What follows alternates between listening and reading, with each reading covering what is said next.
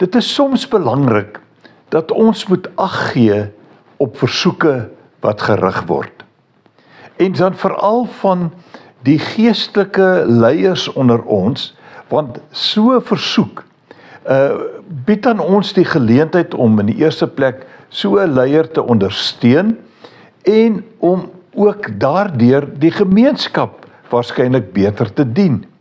Want so 'n versoek, wanneer dit van 'n voorganger of 'n geestelike leier kom, het ten doel om iets te bereik. Wat dit ook al kan wees. En ek dink wanneer ons voorgangers erken en weet wie hulle is en hulle integriteit aan ons bekend is, dan sal ons nie 'n probleem hê om aan hulle versoeke te voldoen nie. En die Hebreërs skrywer sê in Hebreërs 13 vers 22 die volgende: Geliefdes, dit is my dringende versoek.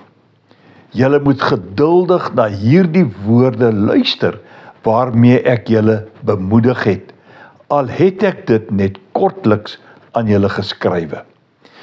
Die skrywer maak eintlik verskoning dat hy nie 'n volledige versoek aan hulle rig nie, maar net kortliks. Nou waarom dit gebeur het, weet ons nie, maar die feit is, daar is 'n versoek gerig waaraan aandag gegee moet word. En ek wonder partykeer, hoe hanteer ons sulke versoeke? Skuif ons dit maar net af en hoop iemand anders gaan daaraan aandag gee?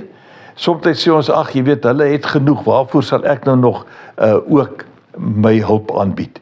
Intussen is dit dalk juis daardie versoek wat aan jou gerig is, wat jou pad vorentoe net beter kan maak. Moenie dit net ignoreer nie. Loop mooi.